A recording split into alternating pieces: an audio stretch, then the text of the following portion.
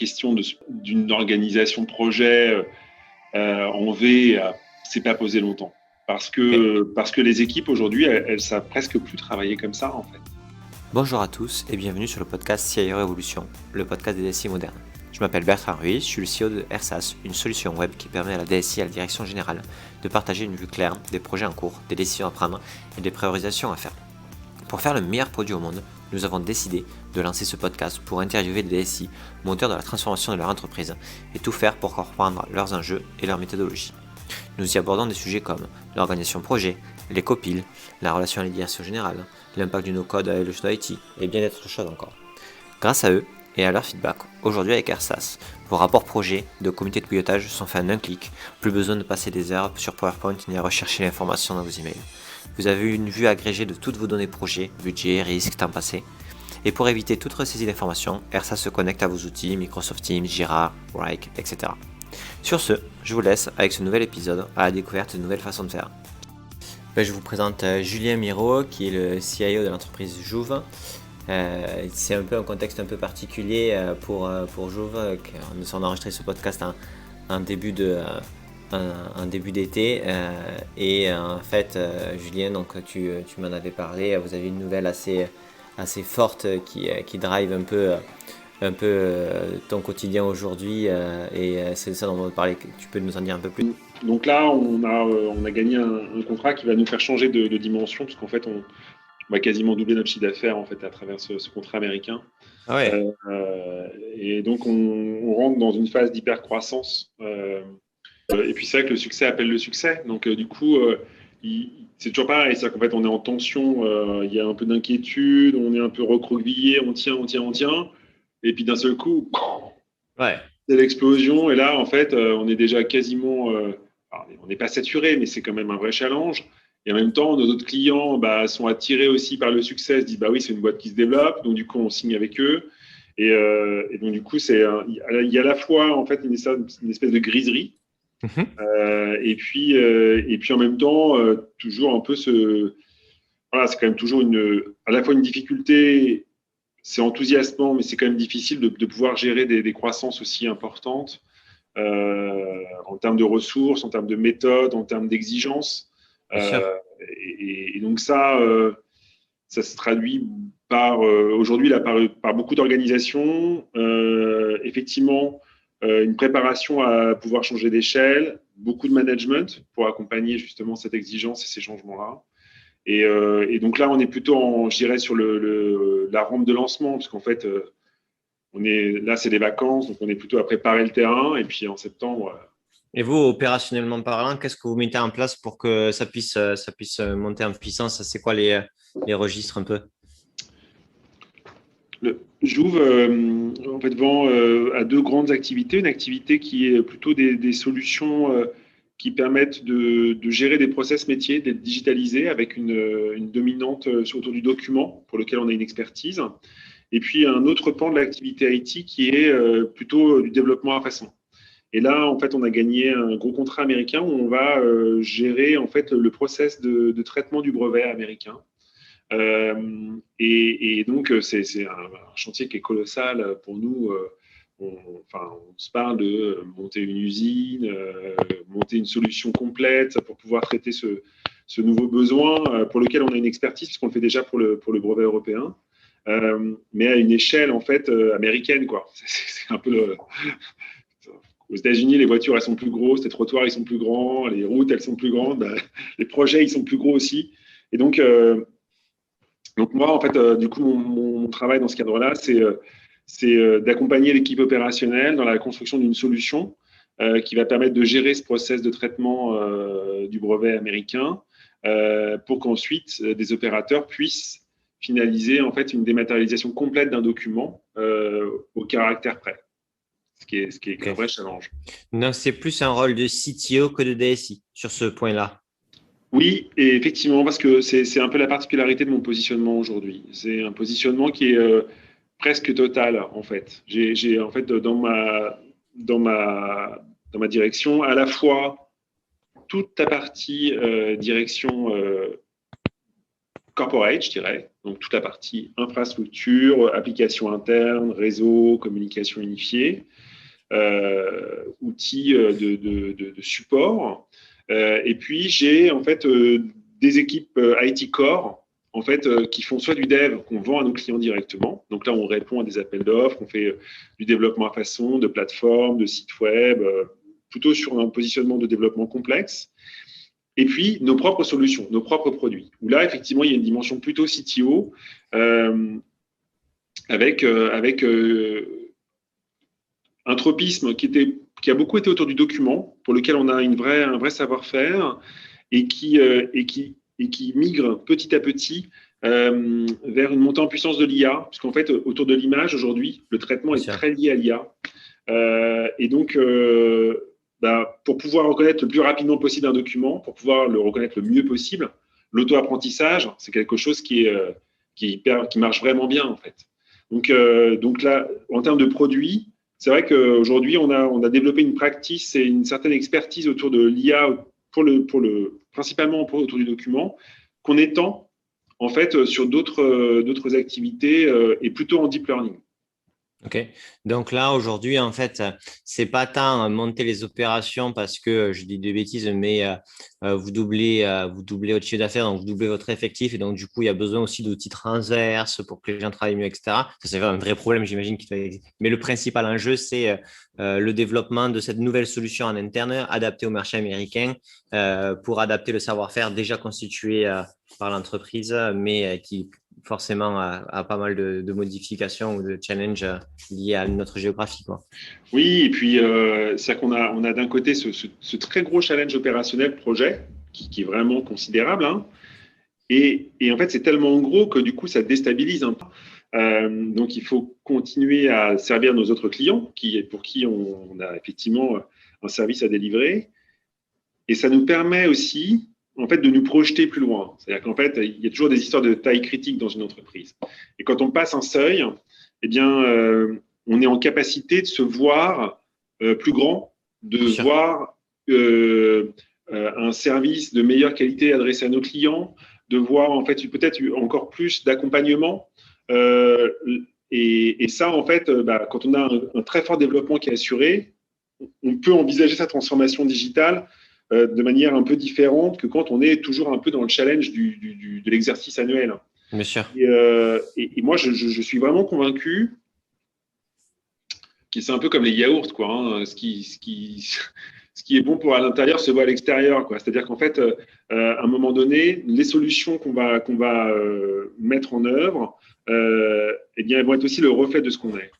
Et donc, si on veut être un partenaire de qualité pour nos clients, il faut pour les aider dans leur transformation numérique, dans leur transition, puisqu'en fait, on est sur des business process qu'on traite pour eux, qu'on automatise, qu'on lean, il faut que nous-mêmes, on soit quand même à l'aise sur ces process et sur ce mouvement. Et donc, on est aussi beaucoup nous-mêmes en transformation avec la mise en place d'un nouvel ERP. On est en train de revoir tout le process de gestion de la demande client avec des process, des outils qui nous permettent d'avoir un seul arbre de décision pour nos clients, que ce n'est pas 25 contacts à appeler selon leurs différents types de problèmes. On envisage aussi d'avoir une chaîne d'intégration continue qui soit encore plus huilée que ce qu'elle n'est aujourd'hui et qui puisse adresser des plateformes à la fois on-premise et à la fois hybrides. On travaille beaucoup sur l'hyperconvergence dans nos data centers. Donc, on a vraiment aussi à cœur de suivre cette tendance pour pouvoir être aussi plus légitime vis-à-vis de nos clients, vis-à-vis des clients qu'on accompagne. Ok. Et aujourd'hui, il y a un gros projet qui doit se décomposer en milliers de tâches.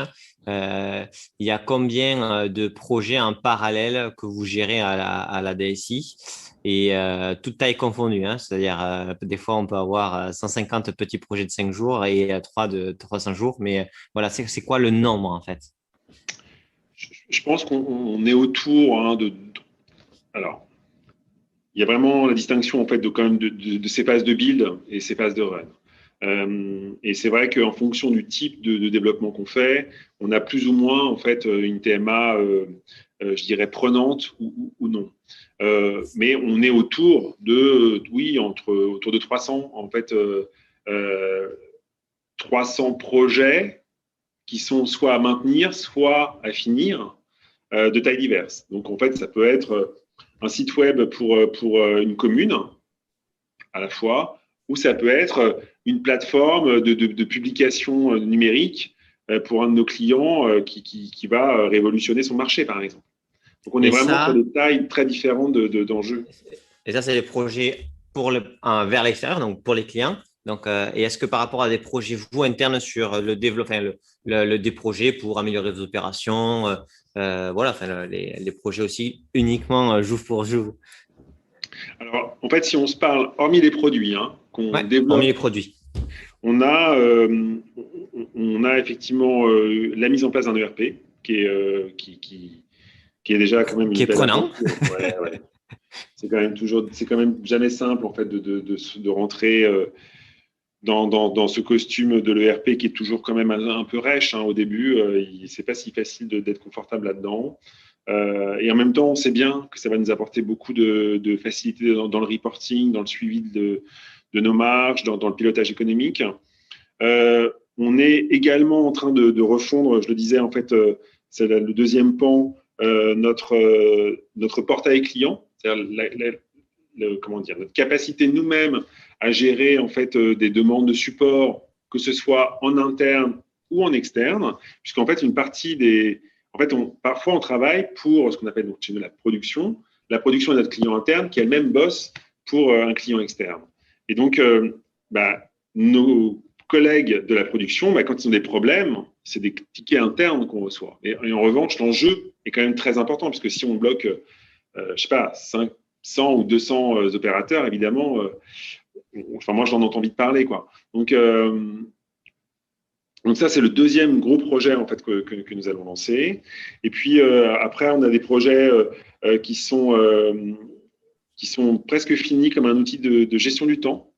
Sur la partie time tracking, quand on a un business qui est aussi basé sur des opérations humaines, c'est vraiment utile d'avoir ce type d'outil. Et puis, c'est vrai qu'avec le télétravail qui s'est vraiment beaucoup développé, c'est des outils qui sont assez pratiques pour savoir qui est là, qui n'est pas là, qui est en télétravail, où sont nos collègues. Après, on peut voir ça comme des gadgets, mais moi je trouve ça assez utile. La météo aussi, de l'ambiance. Et ça, vous avez développé en interne ou vous avez pris une solution externe? Non, on a pris une solution externe en fait. Ouais, ok.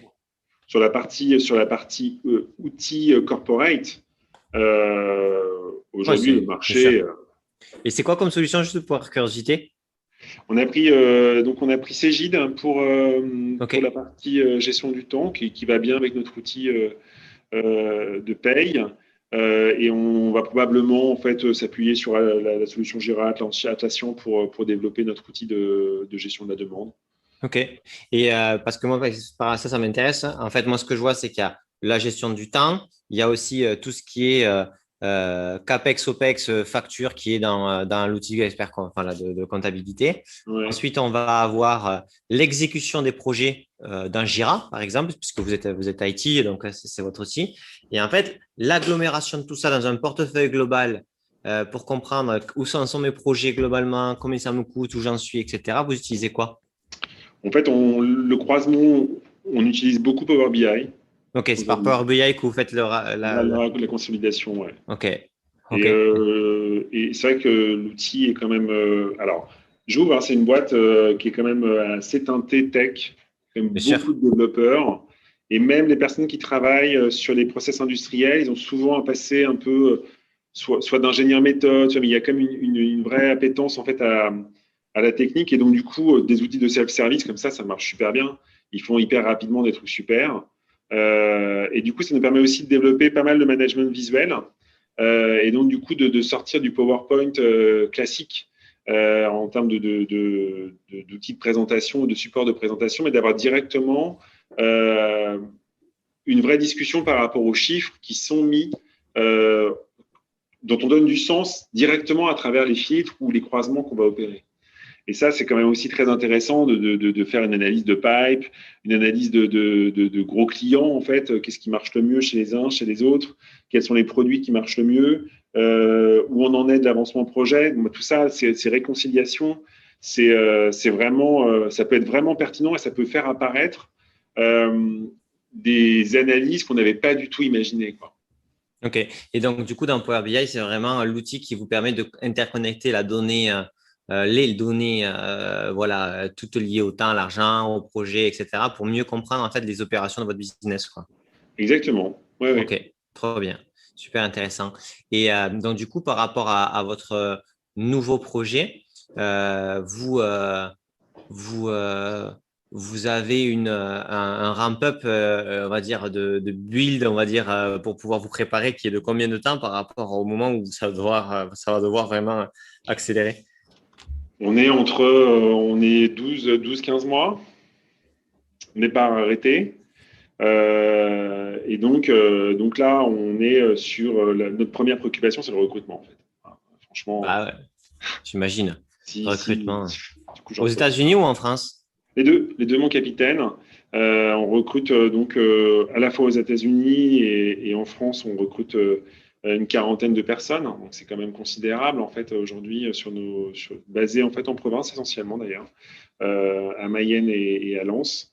Et ça, c'est d'abord le premier challenge. Comment trouver en fait des développeurs, des architectes, euh, des, euh, des UX, UI, des gens qui font de la sécurité, de la cybersécurité. On a vraiment tout type de profil et tout type de langage, Python, Java, front-end. C'est le challenge des RH aussi, que de nous accompagner pour trouver des profils qui soient au bon niveau, opérationnels, disponibles. Tout ça, en fait, pendant l'été, c'est un vrai bonheur. C'est génial.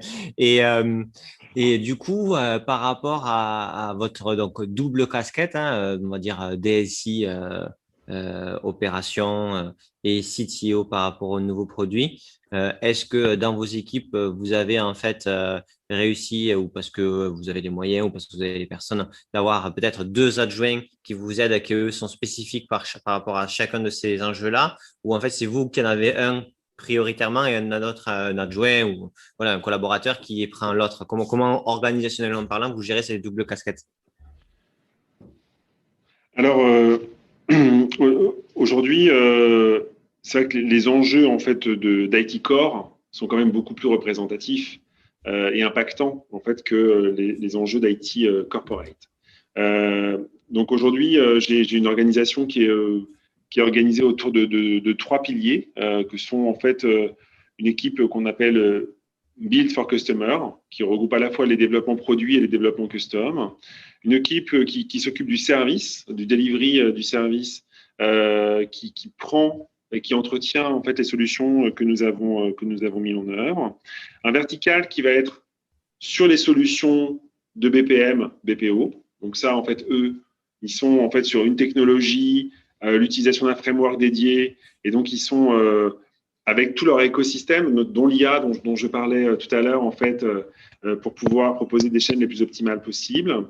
Et puis, une équipe de professional services qui se développe de plus en plus pour pouvoir accompagner nos clients sur l'intégration de nos solutions. Donc ça, c'est vraiment, je dirais, les fondamentaux en fait du service, du delivery client en fait pour Jouvre. Et puis après, je vais avoir des fonctions qui sont plus transverses. Donc les fonctions transverses, ça va être les opérations IT. C'est-à-dire qu'en fait, aujourd'hui, Jouvre a 2 data centers en propre. On propose un hébergement souverain à nos clients. Le data center, il n'est pas que pour les clients, il est aussi pour nos solutions à nous. Donc en fait, ça, c'est vraiment un socle très important pour l'entreprise et qui doit aussi suivre une évolution qui est quand même assez forte, hein, avec l'infra as code, de plus en plus en fait d'automatisation dans la gestion de l'hébergement et des infrastructures. Donc ça, c'est un socle qui est transverse à la fois à l'IT interne et à l'IT client, je dirais.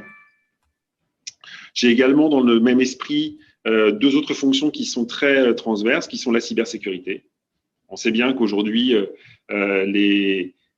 les problèmes de cybersécurité arrivent souvent plutôt par la partie corporate que par la partie core. C'est quand même un classique du genre. Donc là, avoir une équipe de cybersécurité dont on puisse bénéficier aussi sur l'environnement workspace, c'est très important. Surtout que je joue à des clients qui sont beaucoup de clients qui évoluent dans un monde réglementé comme la banque ou la santé.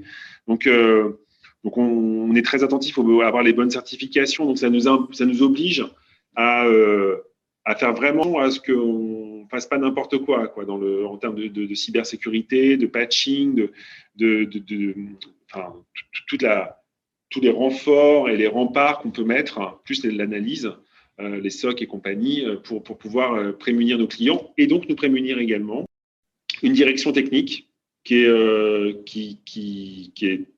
vraiment un fondamental aussi de cette société, puisqu'elle nous permet, en fait, c'est avoir plein de développeurs dans une boîte, c'est à la fois vachement bien parce que ça fait plein d'intelligence. Et en même temps, si on laisse tout le monde faire ce qu'il veut, ça devient vite un bazar pas possible. Et donc, à un moment donné, il faut une loi. Et la loi, c'est la direction technique qui l'a dit. Donc, à un moment donné, en fait, on peut avoir tous plein de bonnes idées, mais il faut quand même que ça soit un minimum organisé, qu'on utilise tous les mêmes outils, les mêmes méthodes. Et le rôle de la direction technique, c'est à la fois, en fait, de donner la vérité et en même temps de donner la direction. Comment on veut évoluer ensemble, quels sont les outils, quelle est notre chaîne d'intégration continue, comment je gère en fait ma connexion entre les devs et les ops. Tout ça, c'est leur rôle. Et pour le coup, c'est vrai qu'on a la chance d'avoir des collaborateurs aussi dans cette équipe qui sont de très bon niveau et qui nous permettent en fait d'anticiper pas mal les évolutions technologiques. Et puis après, j'ai oublié en fait aussi le début en fait quand même de ce qu'on propose à nos clients qui est le parcours client, puisqu'on a en fait une vraie compétence en UX UI héritée en fait d'un vertical agence qui aussi nous aide beaucoup, parce qu'aujourd'hui faire du développement, de la tech, être hyper techno, c'est bien, mais si on n'a pas un parcours intelligent, franchement souvent on peut rater la valeur. Donc ça nous permet d'avoir un point d'entrée, une capacité à itérer avec nos clients de manière, je dirais, assez business. Et puis, on arrive petit à petit aux applications internes qui regroupent à la fois le workspace, la communication, la D, et puis toutes les applications type ERP, SIRH qu'on envisage pour l'année prochaine. L'outil de GTH, j'en ai déjà parlé, l'outil de ticketing. Et donc ça, en fait, l'outil de note de frais, tous ces outils aujourd'hui qui nous permettent d'avoir des vrais gains de productivité et de pouvoir proposer à nos collaborateurs aussi de se sentir bien chez nous. C'est vrai que dans un monde qui est de plus en plus dématérialisé, c'est quand même pas mal d'avoir des outils qui nous permettent de travailler aussi chez nous dans des bonnes conditions. Donc ça, c'est l'autre pan. Et c'est aussi très important puisque, en fait, tout se nourrit. Moi, je pense que nos clients, en fait, quand on délivrait un service de bout en bout de qualité, ça veut dire aller jusqu'à la facturation. Ça veut dire avoir une facturation qui soit conforme au service qu'on a délivré.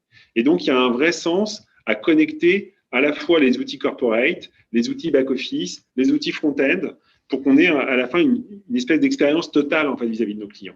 Et pas en fait des ruptures comme souvent ça peut être le cas avec d'un côté l'IT core, de l'autre l'IT corporate, le back-office, le front-office. Je pense que tout ça, en fait, aujourd'hui, tend à se rapprocher. Et je pense que nos clients, ils ne se contentent pas d'avoir un super service. Si on a un super service, mais qu'on leur envoie des factures qui sont complètement incompréhensibles, finalement, on dégrade la perception du client vis-à-vis du service qu'on donne. Ok. Donc, du coup, juste pour récapituler, donc, vous avez plutôt Jouve un enjeu sur la tech pour les produits clients. Donc, en tant que DSI, en fait, vous avez plutôt une vision mission hyper importante et concentrée sur la techno dans notamment ces produits à forte valeur ajoutée. Et c'est vrai qu'à côté, vous avez une organisation qui vous permet de mieux gérer les opérations IT parce que ça reste hyper important que les personnes puissent être productives, qu'elles aient les mêmes processus, les mêmes méthodes et pas réinventer la roue parce que sinon, on n'industrialise pas les processus et on perd beaucoup de temps. Et puis après, on crée des ruptures aussi. Donc, c'est bon pour personne. C'est pas bon pour nous, c'est pas bon pour les clients. Oui, je pense que vraiment les deux se nourrissent. Ok. et par rapport on va dire un petit peu une prise de recul sur votre, sur ce que vous avez vu et ce qui aussi va arriver.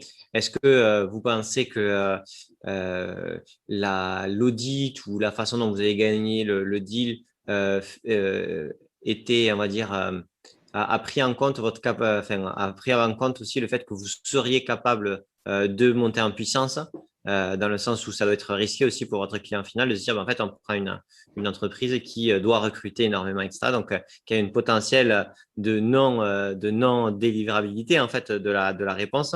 Et donc, du coup, est-ce que vous avez eu des audits sur la façon dont vous alliez recruter, la façon dont vous aviez industrialisé le processus, etc., qui pouvaient leur donner confiance dans votre capacité à subir ou vivre cette hypercroissance? Alors, je pense qu'il y a quand même une dimension importante qui est la dimension américaine et culturelle. C'est vrai que pour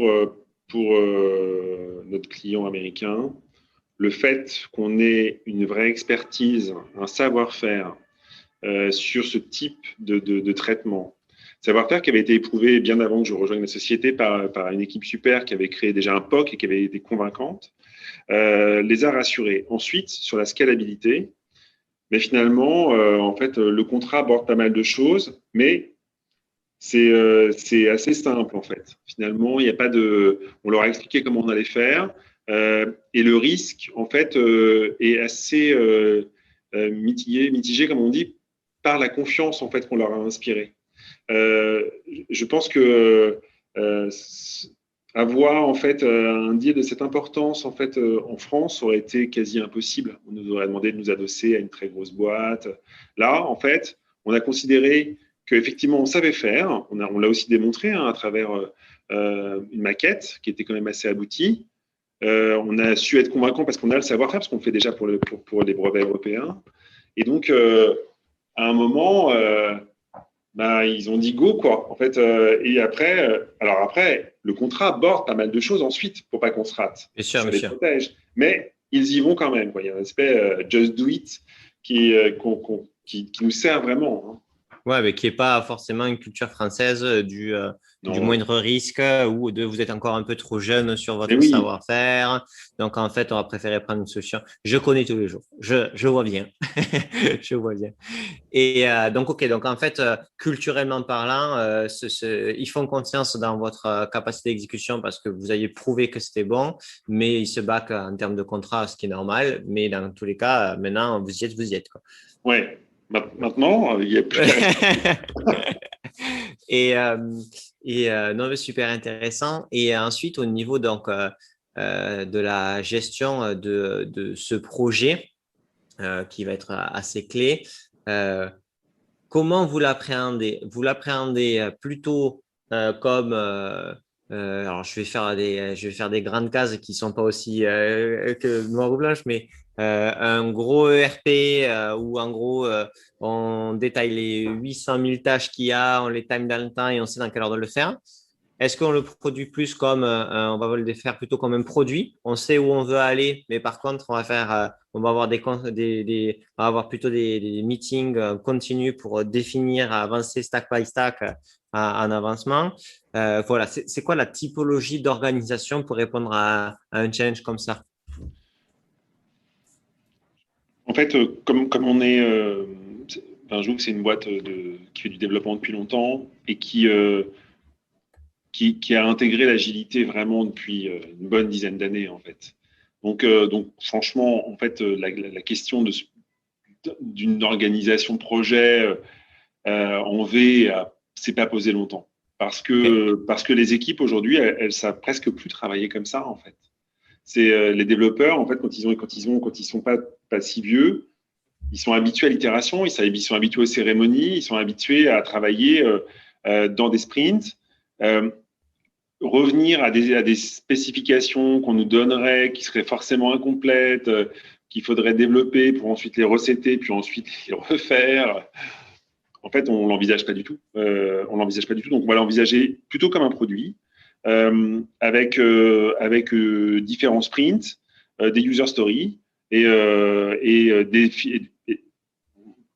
feature teams, en fait, hein, des équipes par fonctionnalité Et puis après, qui sont donc un peu les unes à côté des autres. Et puis en fait de la verticalité sur la gestion de bases de données, sur la gestion des identités, sur la gestion de l'API.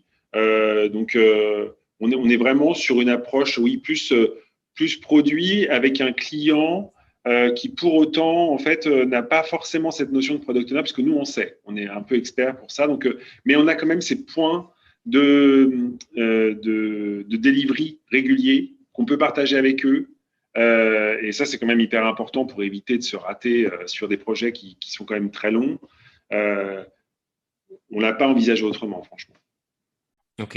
Et donc, du coup, cette capacité à développer le produit dans le temps de l'an ne fait pas un peu peur à la direction sur le fait d'être dans une planification, on va dire, moins rassurante, hein, je ne dis pas efficiente, mais rassurante. Enfin, voilà, comment la direction gère en fait cette difficulté d'avoir le timing de tout ça?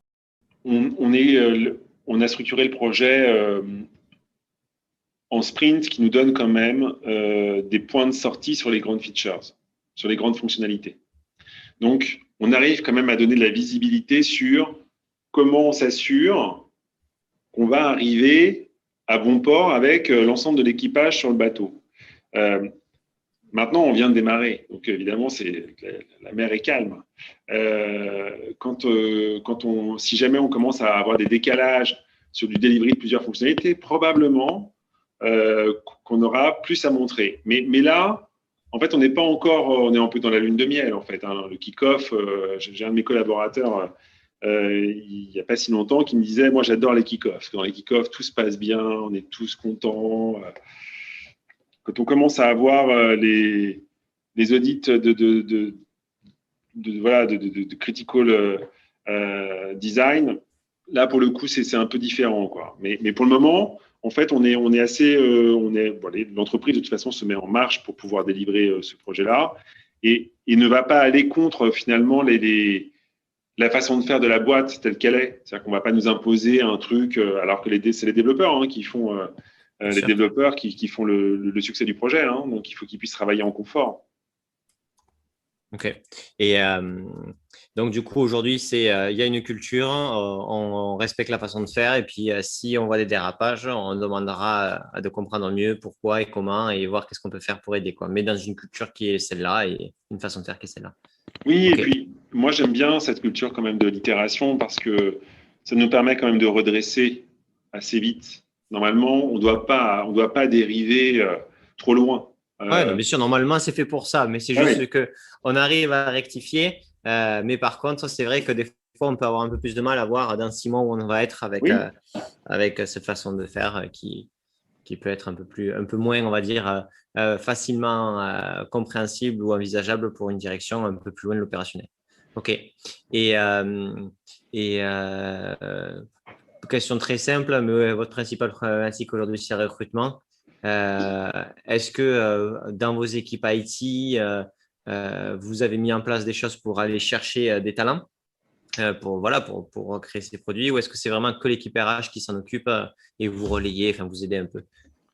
Alors, on est vraiment en train de travailler aussi sur notre attractivité pour se montrer je dirais aussi beau qu'on est en vrai. En fait, Joule, c'est une société qui est assez modeste dans son ADN, avec un vrai savoir-faire et une excellence dans le delivery. En fait. Donc, les développeurs sont, pour la majorité d'entre eux, en fait, recrutés avec un très bon niveau, mais en même temps, on ne se le dit pas vraiment. Et donc, alors, je pense que pour les sites en fait, sur lesquels ils travaillent, qui sont en province, Rennes, Mayenne ou Lens, en fait, ça se sait un peu dans le Landerneau, mais pour le coup, c'est pas non plus si évident. Donc là, en fait, on a décidé aussi de montrer que nos collaborateurs, quand ils venaient chez nous, ils restaient longtemps. On a très peu de turnover. On a des développeurs qui sont là depuis 10, 15 ans, en fait, ce qui est quand même pas si fréquent dans les boîtes de tech. Qu'on travaille sur de nombreuses technologies, qu'on a un vrai virage avec l'IA qu'on est en train de prendre et qu'on souhaite vraiment développer, et puis qu'on a des beaux projets en fait. Et pour le coup, là, un projet aux États-Unis Alors, je ne dis pas que ça va être le Club Med, hein, mais évidemment, on recrute des gens pour qui travaillent beaucoup, mais en tout cas, c'est vraiment des éléments où en fait, les collaborateurs qui nous rejoignent, en fait, ils se développent chez Jouve. Et c'est ça ce qu'on veut montrer. Et puis aussi, après, essayer de se mettre un peu au goût du jour en termes de communication et de modernisation. Et donc, et les RH, et moi-même hein, aussi, parce que voilà, on apprend toujours, en fait, aussi comment discuter avec des jeunes qui sortent de l'école aujourd'hui. Ce qu'ils attendent d'une entreprise n'est pas forcément la même chose que moi à 45 ans.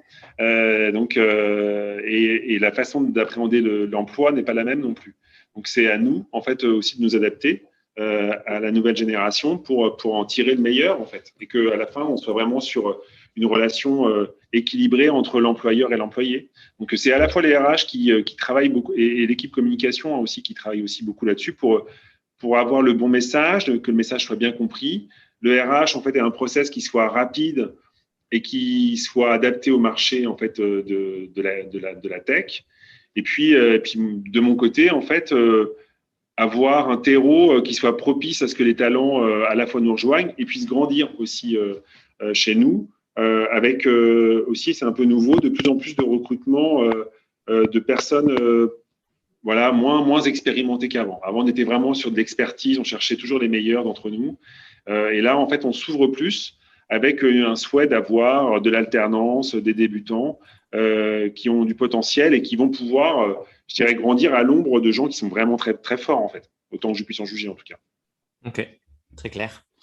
Peut-être une ou deux autres dernières questions sur la partie encore, on va dire, organisationnelle, mais cette fois-ci entre directions.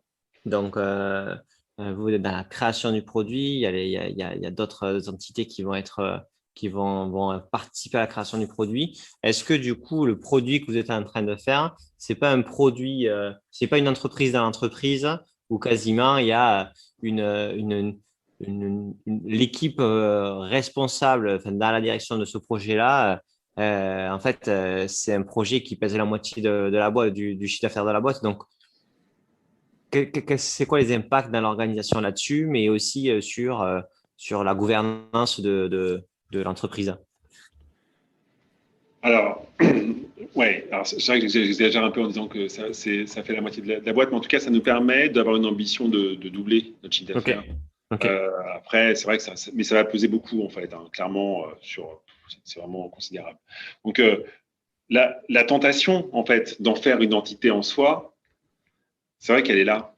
On pourrait se dire, bah oui, en fait, on va créer une équipe. Alors, on a une équipe projet qui est bien structurée, avec une directrice de programme, un directeur technique, un directeur des opérations. On va probablement le renforcer par du contrôle de gestion parce que l'enjeu financier est très important. Pour autant, les collaborateurs qui vont rejoindre ce projet vont être attachés à leur équipe d'origine. On va vraiment travailler en matriciel. On a le président de Jouve, Thibault Langsad, a vraiment à cœur de ne pas avoir, il l'a dit, une équipe, enfin une entreprise propre et une entreprise sale, si on pourrait dire. C'est-à-dire qu'en fait, d'un côté, se dire, bah oui, alors là, c'est tout beau, tout neuf, ça va être super, en fait, c'est le nouveau projet.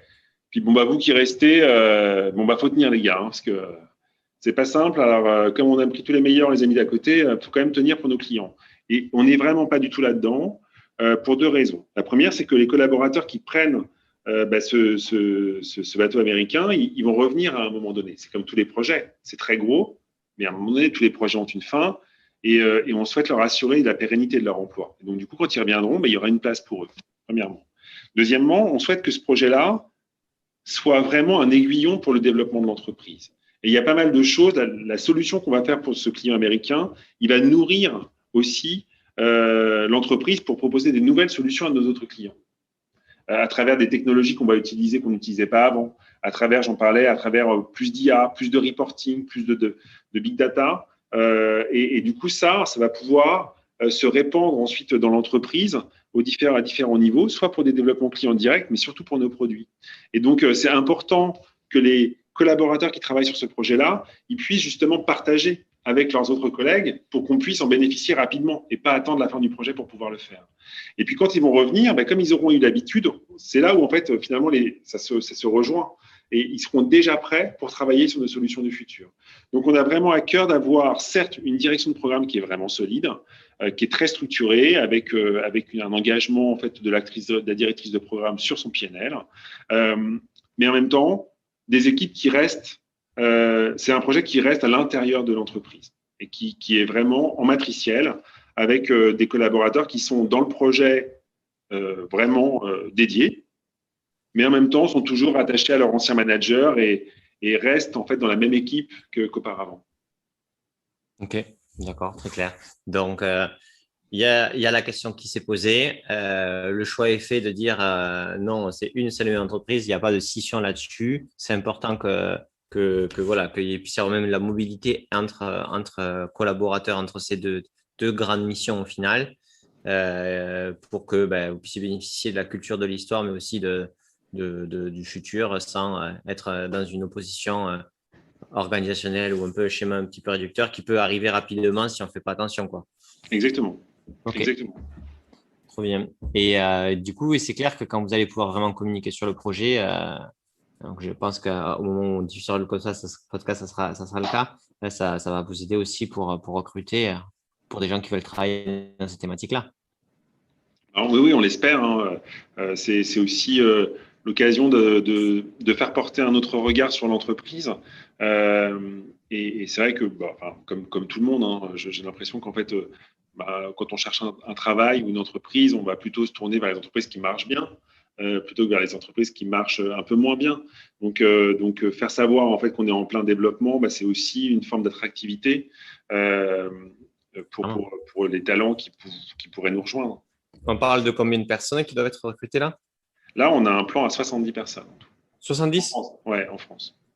Bon, ça se gère. C'est beaucoup, mais ça se gère. Ouais. Ça va faire. J'espère. Après, ça dépend bien sûr de la technicité des postes, etc. Mais ok, d'accord. Mais par rapport à la taille de Joux ou autre, ça va. Il y a du. Vous pouvez. Joux, c'est 230, pas loin de 250 personnes en fait qui travaillent en développement. Donc, ça fait quand même un tiers de l'effectif qui doit monter en puissance. Donc, ça reste quand même sur un marché qui est quand même bien tendu. Ça reste quand même un challenge. Hein. Franchement. Voilà. Okay. Bon, mais en même temps, c'est toujours pareil. Hein, on est dos au mur, donc on n'a pas d'autre choix que d'avoir des collaborateurs qui nous rejoignent et de les attirer, de les faire venir et de les faire grandir. Ok. Et peut-être dernière question, si vous pouviez recruter donc du coup une personne demain, c'était validé, ça serait quoi comme type de poste par rapport à vos enjeux ? Ce serait probablement un développeur Python et qui connaît un peu le Java, si c'est possible. Là, les grandes guerres arrivent. Ok, d'accord. Donc, pas un mouton à 5 pattes, mais quand même bien 4 pattes, bien comme il faut, quoi. C'est ça. Puis s'il est fluent anglais et qu'il a quelques notions de cybersécurité, ça serait parfait. Ok, je prends le point. Bon, super. Écoutez, en espérant que dans le podcast, des personnes qui se reconnaîtront ou auront envie, le projet a l'air dans tous les cas assez dingue. Ça, c'est création d'un produit hyper technique, un marché américain, nouvelle équipe. Il y a de quoi bosser, trouver du kiff dans le faisant et du challenge. Donc, c'est cool. Ouais, carrément. Ça casse un peu aussi l'image, pas de Joux, parce que je ne me permettrai pas, et puis je ne la connais pas assez, mais de SN où on y rentre dedans pour faire du Excel déguisé, quoi. Au moins, là, il y a de la tech et de la complexité. Exactement, ça, pour le coup, on n'en manque pas. J'en ai à l'appel, donc tous ceux qui veulent. Rejoignez-nous. C'est bon, c'est un bon message. Bon, super. Est-ce que vous avez quelque chose à rajouter, Julien, ou pas ? Non, mais merci beaucoup, Bertrand, pour cet échange. C'était je trouve, intéressant de pouvoir partager ce moment-là aussi, en fait, qui n'arrive pas si souvent dans une boîte, de grands virages. Donc, du coup, merci pour avec plaisir. Super. Et puis pour les bonnes questions. Il n'y a pas de bonne réponse, c'est une bonne question. Bon, mais j'espère que vous avez kiffé ce podcast. Comme toujours, n'hésitez pas à le partager sur LinkedIn, à le partager à vos collègues, chefs de projet IT, DSI. Ça nous aide toujours à trouver de nouveaux et de des DSI toujours plus intéressants. Et écoutez, ciao.